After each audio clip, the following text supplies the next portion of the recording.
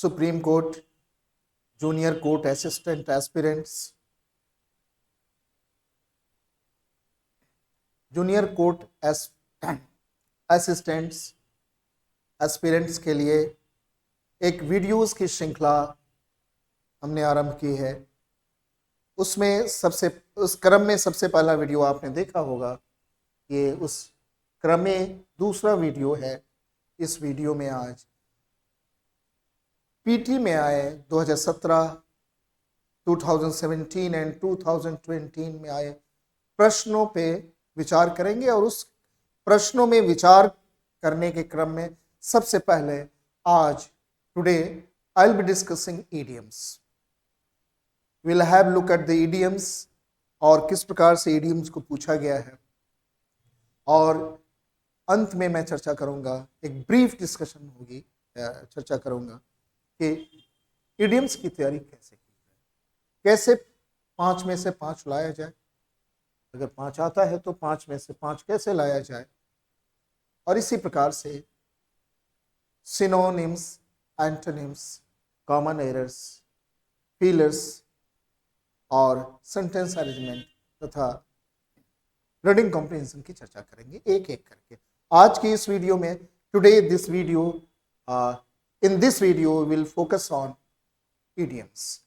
What idioms were asked in 2017 and 2022 PT. Okay. Let us start.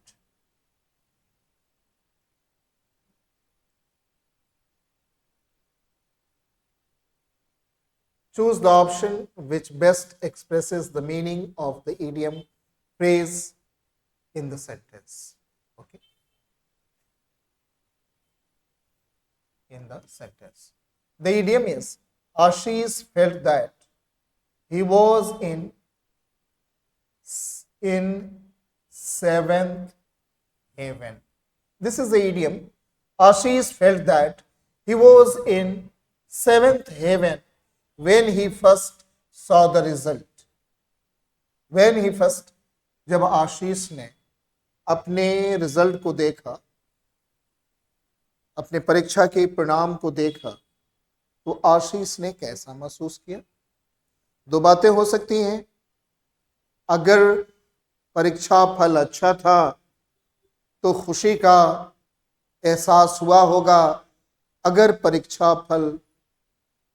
परीक्षा में वो विफल हुआ होगा तो उसका परिणाम नकारात्मक हुआ होगा।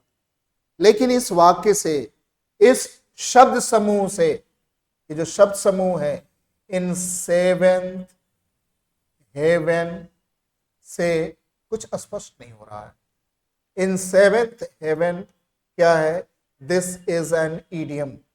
This is an idiom. Okay, सातवें आसमान पर क्या खुशी की बात करते हैं हम लोग कि उसकी खुशी का ठिकाना नहीं रहा, वह सातवें आसमान पर था।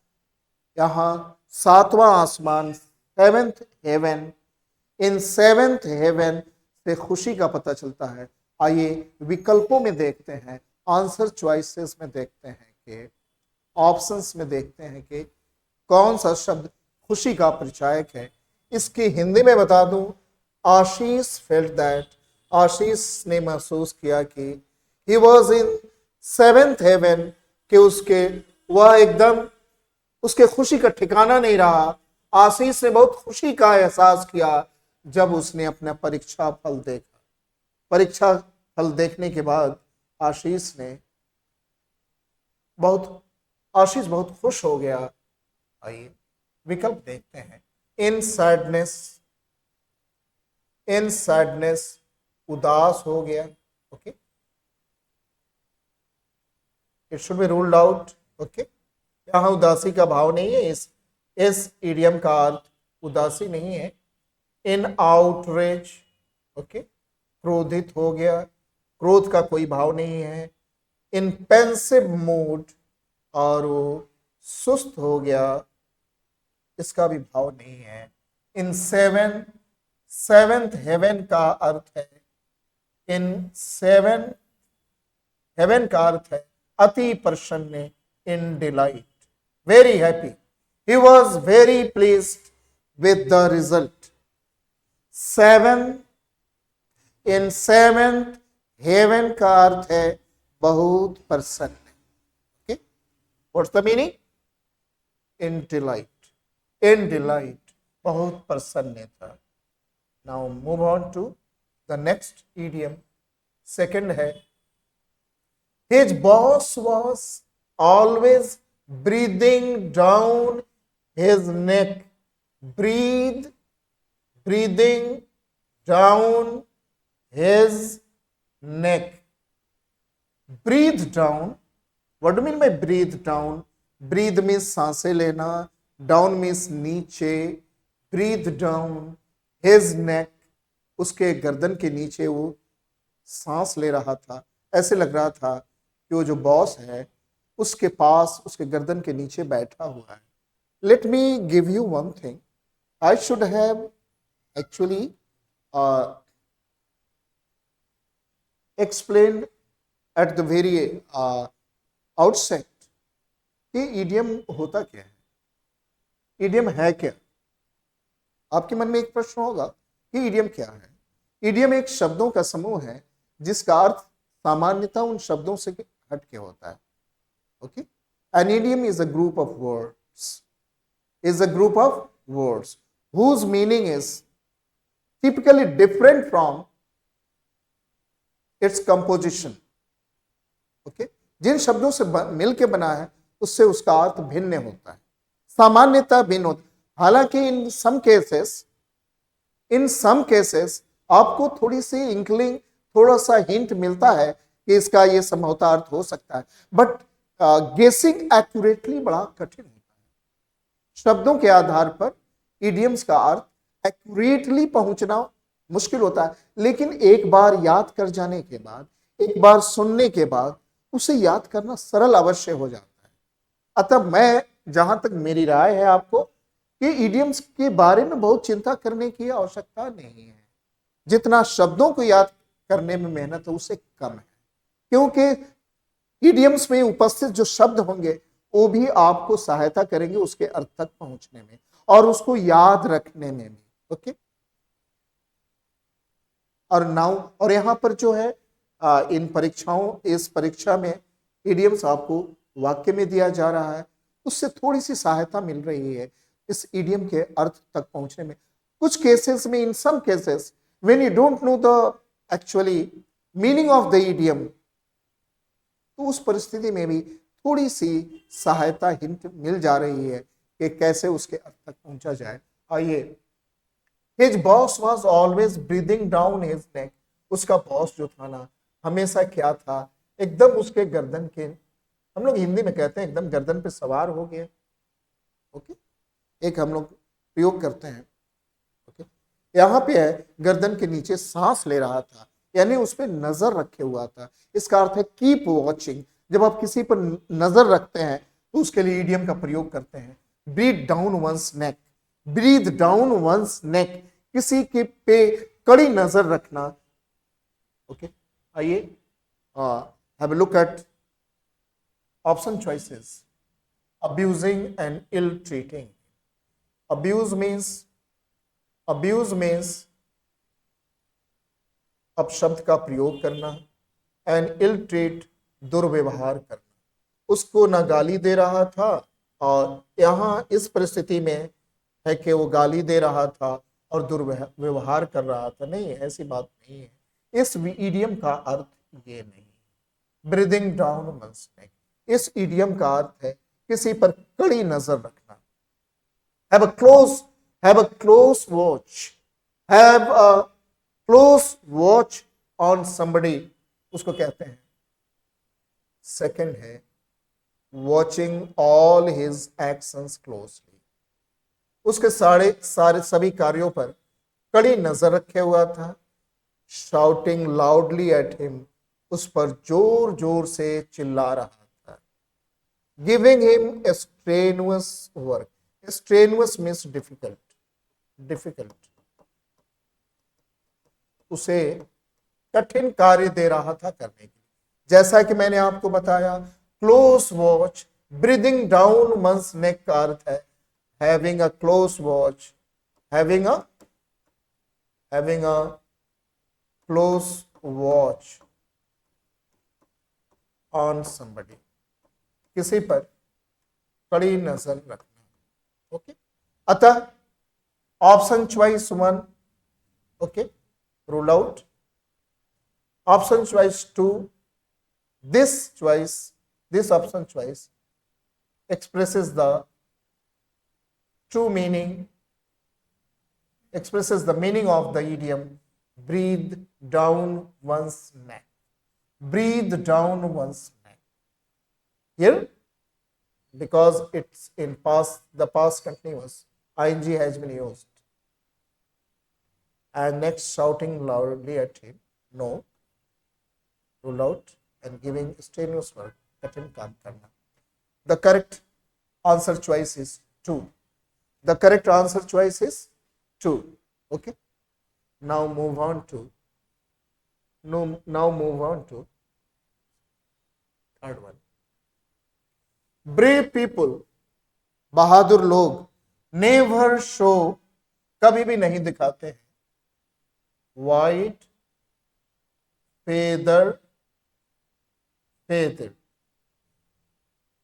Brave people never show white feather, बहादुर लोग कभी भी उजला पंख नहीं दिखलाते हैं। यहां उजला पंख का बोध नहीं है, संदर्भ में समझा जा सकता है। In the face of difficulties, यानी कि कठिन परिस्थितियों में, in the face of difficulties means कठिन परिस्थितियों में, बहादुर लोग कठिन परिस्थितियों में व्हाइट फेदर नहीं दिखाते हैं।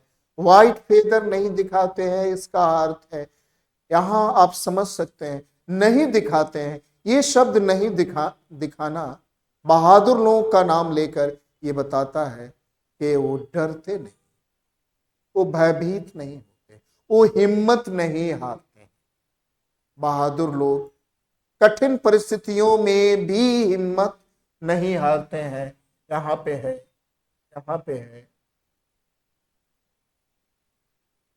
ईडियम है वाइट फेदर। ईडियम क्या है? White feather. In the face of का अर्थ है की अवस्था में,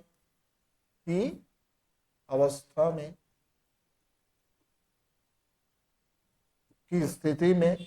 ओके, आइए ऑप्शन चॉइसेस को देखते हैं। To show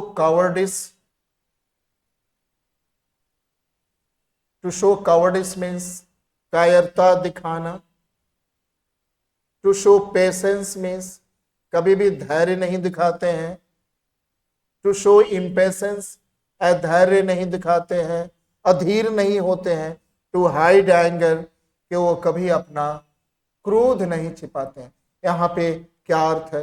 to show cowardice, कभी भी कायरता नहीं दिखाते हैं, कभी भी कायरता नहीं दिखाते हैं। ब्रेव पीपल नेवर शो, इस संदर्भ में यह अर्थ समझा जा सकता है। तर्क के आधार पर भी इस अर्थ तक आप पहुंच सकते हैं। अतः अगर यहाँ पे किसी छात्र को अगर इस इडियम का अर्थ नहीं पता रहा होगा तो उस संदर्भ से भी इसका उत्तर दे सकता।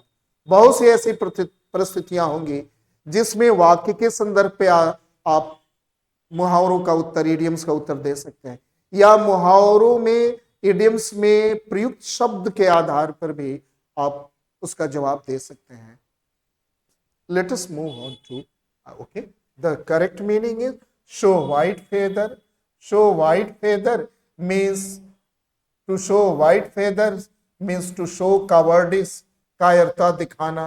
To show white feather यानी कि उजला पंख दिखाना, not literally actually, literally यानी कि कायरता प्रदर्शित करना। बहादुर लोग कायरता प्रदर्शित नहीं करते हैं। नेवर शो कवर्डिस, कभी भी वो कायरता प्रदर्शित नहीं करते। Now move on to the next one. He worked upon the ignorant villagers. Work upon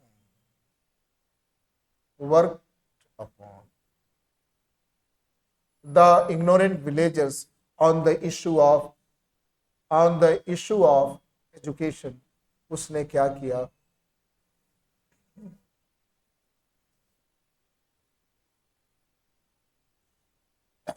late us, he worked upon, okay, the ignorant villages on the issue of education, उसने गांव वालों से क्या किया? ओके, शिक्षा के मुद्दे पर उसे उन लोगों को प्रभावित किया। शिक्षा के मुद्दे पर एडवाइस, राय देना, ऑर्डर, आदेश देना, डोमिनेट, हावी हो जाना, डोमिनेट, हावी हो जाना, इन्फ्लुएंस, प्रभावित करना, इन्फ्लुएंस, प्रभावित करना, work upon, work upon, influence, work upon, he worked upon the ignorant villagers on the issue of it, उसके बारे में शिक्षा का क्या महत्व है, अज्ञानी गांव के अज्ञानियों पर उस पर अपना उसने प्रभाव डाला। Okay, let us move on to the next idiom. Can we pause for a second? Hello, एक सेकेंड रुक सकते हैं?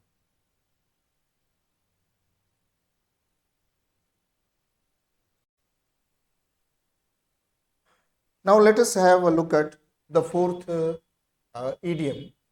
He worked upon the ignorant villagers on the issue of education. उसने अज्ञानी गांव वासियों से, ग्राम वासियों से शिक्षा के बारे में उनको प्रभावित किया, उनके विचारों को। वर्क अपॉन का अर्थ होता है प्रभावित करना। वर्क अपॉन मीन्स प्रभावित करना। ओके, एडवाइस मीन्स राय देना, ऑर्डर मीन्स आदेश देना, इन्फ्लुएंस मीन्स प्रभावित करना, डोमिनेट मीन्स हावी होना। वर्क अपॉन का अर्थ है प्रभावित करना, उन पे प्रभाव छोड़ना। अतः answer choice 2 is the correct answer choice, others are ruled out. Now move on to 5th. Swati always beats about the bush. Beats about the bush, इसका अर्थ क्या है? Beat about the bush का अर्थ होता है, beat मीन्स घूमना, here beat या पीटना जिसे आप कहते हैं, और बुश मीन्स झाड़ी, झाड़ी के चारों ओर घूमना। यहां वास्तविक अर्थ है मुद्दे से हटकर बात करना, यानी कि घुमा फिराकर बात करना जिसे कहते हैं, गोल मटोल बात करना क्या है? Beat about the bush. Beat about the bush means गोल मटोल बात करना, घुमा फिराकर बात करना, मेन मुद्दे से, मुख्य मुद्दे से किसी का ध्यान हटाना। ओके, आइए ऑप्शन चॉइसेस पे एक दृष्टि डालते हैं। Swati always beats about the bush in her arguments. Swati अपने तर्क में हमेशा घुमा फिराकर बात करती है। To talk about the bush, झाड़ी के बारे में बात करना, illogical, that should be ruled out. Okay, this to speak like hunter, शिकारी की तरह बात करना, अराउंड द बुश, जो झाड़ी के आसपास हो, ruled out. Okay, to go about something in a round about way, किसी भी चीज के बारे में घुमा फिराकर बात करना, घुमा फिराकर बात करना, राउंड अबाउट मीन्स घुमा फिराकर। This is the correct answer choice. To talk to the point, no point, मुद्दे पे बात करना, this is opposite of what the meaning of the idiom. Beat about the bush का विकल्प होगा, करेक्ट आंसर चॉइस होगा C. Okay, now move on to the next one, 6th. We talked over the matter. हम लोगों ने बात किया, बहस किया, बहस किया।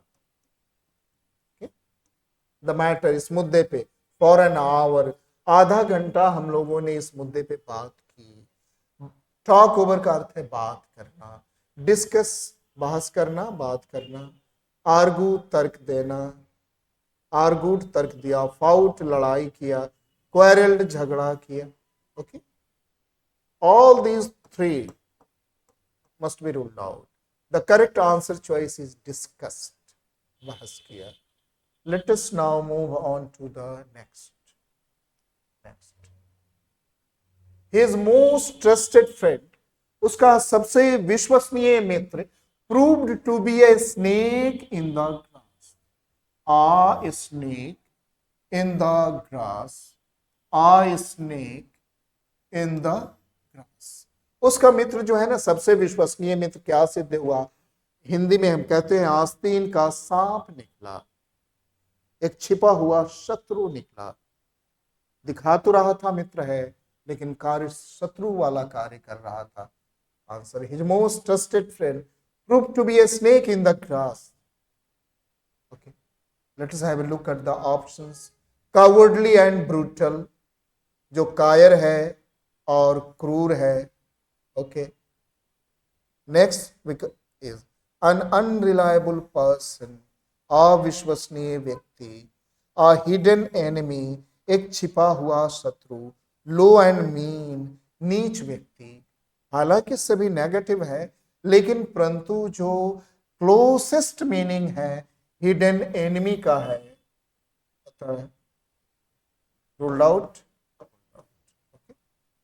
करेक्ट आंसर चॉइस क्या होगा? एक छिपा हुआ शत्रु, a hidden enemy, a snake in the grass, आस्तीन का सांप. Now move to number 8. His friends felt that, उसके मित्रों ने महसूस किया. Rukmini was in hot water. was in hot water, इसको आप ऐसे कहते हैं be in hot water. जो मूल रूप है वो क्या है? be in hot water, गर्म पानी में होना. यहाँ गर्म पानी से क्या है? किसी को गर्म पानी में खड़ा करना. इससे एक अर्थ निकाला जा सकता है, या it gives us a hint. वो क्या है कि कठिनाई में होना. To be in trouble, to be in trouble, कठिनाई में होना. In an enjoying position, एक ऐसी स्थिति में होना, आनंददायक स्थिति में होना. It should be ruled out. In a position to trouble others, एक ऐसी परिस्थिति में होना कि दूसरे को कठिनाई पहुंचाना. नहीं, है दूसरे को कठिनाई पहुंचाने की बात नहीं है. In burning water for treatment, पानी में जलना इलाज के लिए. It is meaningless here. And in serious trouble, गंभीर कठिनाई में होना. This is the correct answer choice. This line, this phrase, reflects the correct meaning, is the correct meaning of the idiom be in hot water, बहुत कठिनाई में होना, in serious trouble. Have a look at the next one.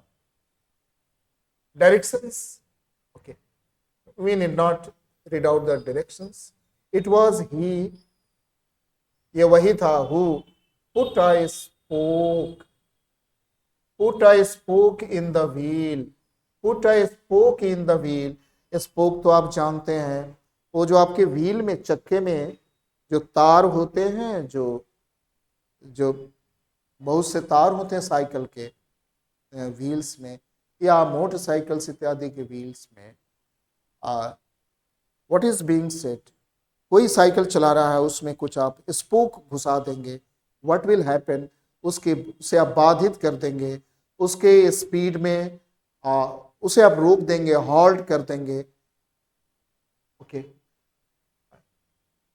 अर्थ को देखते हैं. Put A spoke in the wheel, इसका अर्थ है बाधित करना. Okay, help in the execution of the plan, किसी योजना के लागू करने में सहायता करना. नहीं, इस फ्रेज का नकारात्मक अर्थ है, अतः this is not the correct answer choice. Try to cause an accident, दुर्घटना करने का प्रयास करना. This is not the correct answer choice. Thwarted to the plan, योजना को नाकाम बनाना. This one is the correct answer choice. 2 is the correct answer. Try to cause pain, दर्द देना, this is not the this is not the correct answer choice. The correct answer choice is second, thwarted the plan. Now move on to the next. The new chief minister stuck his neck out. Stick one's neck का अर्थ होता है neck, stick one's neck out होता है जोखिम मोलना, okay, risk लेना, इसका अर्थ है risk लेना, ओके। कॉज एम्बेरसमेंट, किसी को घबरा देना, no, it does not express the real meaning of the idiom. Extended help, सहायता देना, नो। टुक अ रिस्क, जोखिम मोलना, this is the correct answer choice third. And took an oath, शपथ लेना, this is an incorrect answer choice. The correct answer choice is took a risk. A stick one's neck out का अर्थ होता है जोखिम मोलना, okay. Next one. The old man was cut to the quick. Cut to the quick. Okay. It should be okay. One. The first one is hurt intensely, बहुत ज्यादा दुखी होना, इसका यही अर्थ होता है, बहुत ज्यादा दुखी होना। Cut to the quick, the old man was cut to the quick when his rich son refused to recognize him. वो बूढ़ा आदमी क्या हो गया, उसके दिल को बहुत चोट पहुंचा जब उसके धनी पुत्र ने उसे पहचानने से इनकार कर दिया। जब उसके धनी पुत्र ने उसे पहचानने से इनकार कर दिया तो बूढ़े आदमी के दिल को बहुत चोट पहुंची। इसका कट टू द क्विक अर्थ होता है, कट टू द क्विक अर्थ होता है दिल को चोट पहुंचना। हर्ट का भी आप अर्थ पहले से जानते हैं, चोट पहुंचा। इंटेंसली मीन्स बहुत अधिक, दिल को बहुत चोट पहुंचना। ये करेक्ट आंसर चॉइस है, एक करेक्ट आंसर चॉइस होगा। सेकंड, सरप्राइज, आश्चर्यचकित, अनवॉइड, नाराज, और इरिटेट यानी कि चिड़चिड़ा कर देना। ये तीनों क्या है? They are not correct. None of them is the correct answer choice. One is the correct answer choice. Cut to the quick, hurt intensely. Next one is Mohan thanked Ramesh. Mohan ने रमेश को क्या किया? उसका आभार प्रकट किया फॉर हेल्पिंग हिम, उसको सहायता कर, फाइनेंशियली, वित्तीय रूप से सहायता करने के लिए मोहन ने रमेश का शुक्रिया अदा किया। And not living in the lurch, leave in the lurch का अर्थ है किसी को निसहाय छोड़ना, किसी को निसहाय छोड़ना। Leave in the lurch, leave someone helpless, किसी को निसहाय छोड़ना। विकल्पों को देखा जाए, okay. To leave one in difficulty, किसी को कठिनाई में छोड़ना। ये this one is the correct answer choice, one is the correct. To be supportive, समर्थक होना, ये इसका विपरीत है। इस इडियम के अर्थ का जो अर्थ है उसका विपरीत है। टू कंप्रोमाइज वंस पोजीशन, अपनी स्थिति में कंप्रोमाइज कर लेना, ये विकल्प इनकरेक्ट है। टू मेक फन ऑफ, किसी का मजाक उड़ाना, ये इनकरेक्ट है answer choice. Now move on to the next one. All my house plants, मेरे घर में जितने पौधे थे, आर इन सॉरी शेप, बहुत खराब स्थिति में है। It is clear that I don't have a green thumb, मेरे पास जो है ना हरा अंगूठा नहीं है। नहीं, शाब्दिक लिटरली तो आप कह सकते हैं इसका अर्थ है, लेकिन मेटाफोरिकली, इडियम्स का मेटाफोरिकल मीनिंग होता है। आप शब्दों के आधार पर अर्थ नहीं निकाल सकते, लेकिन परिस्थिति कंटेक्स्ट के अनुसार अर्थ तक पहुंच सकते हैं। एक व्यक्ति जो कुशल नहीं है, जिसके सारी पौधे, घर में जितने हरे पौधे हैं सब सूख रहे हैं, अच्छी स्थिति में नहीं है, इसका अर्थ है कि उसके पास हरे पौधों को कैसे लगाया जाए, उसकी देखभाल कैसे की जाए, how to tend plants, he lacks knowledge. तो इसको कहते हैं हैव अ ग्रीन थंब का अर्थ है कि पौधों के बारे में अच्छी जानकारी रखना। यहाँ देखिए have the ability to grow plants, पौधे लगाने का जानकारी, योग्यता होना। Have a green tattoo on the thumb, और अंगूठे पर हरा टैटू लगाना is meaningless. Okay. Have once nails painted green, और अपने उंगली को, अपने नाखून को हरे रंग से रंगना। Have artistic mind, have the ability to grow plants. Okay. और एक जो है ना, वो एक आर्टिस्टिक माइंड मीन्स एक कलात्मक जो है, कला कुशलता रखना, एक कला की जानकारी होना, ऐसा ऐसा कोई भाव नहीं है। Okay. Answer choice A. A1 is the correct answer choice. Now move on to the next one. Astha said that we need to fight tooth and nail. Fight tooth and nail. लड़ना, कैसे लड़ना, यानी कि दांतों से भी लड़ना और नाखून से भी लड़ना। फाइट मीन्स लड़ना, यानी कि बहुत ही हिम्मत से, बहुत जोरदार ढंग से, तीव्रता से, पूरी शक्ति से मुकाबला करना, पूरी शक्ति से लड़ने को, पूरी शक्ति से मुकाबला करने को, लड़ाई करने को फाइट टूथ एंड नेल कहते हैं। टूथ एंड नेल का अर्थ है, टूथ एंड नेल का अर्थ है पूरी कड़ाई से, पूरी शक्ति से लड़ना। फॉर द कॉज, कॉज का अर्थ है उद्देश्य, कॉज का अर्थ है उद्देश्य, काज। आइए शब्दों विकल्पों को देखते हैं। To fight fiercely, to fight fiercely का अर्थ है पूरी शक्ति से लड़ाई करना, पूरी शक्ति से लड़ाई करना। टू फाइट विथ टूथ है दांत और नेल से, नाखून से लड़ाई करना। It's meaningless here. To pick up a quarrel with, किसी से झगड़ा कर लेना। Okay. Incorrect answer choice, to fight with a sword, तलवार से लड़ना। Okay. All these three options B, C and D, okay, are incorrect. A is the correct answer choice. A is the correct answer choice. Okay. And the last one is Peter and Ravi. Peter और रवि ने क्या agreed, वो Peter और रवि राजी हो गए, तैयार हो गए to bury. Bury, how do we pronounce it? Bury, not bury. Bury, bury means दफन करना। बेरी, हैशेट, हैशेट मीन्स कुल्हाड़ी, अपने कुल्हाड़ी को जमीन में गाड़ देना। इसका शाब्दिक अर्थ क्या है? इसका शाब्दिक अर्थ क्या है? इसको देखने का, समझने का प्रयास कीजिए।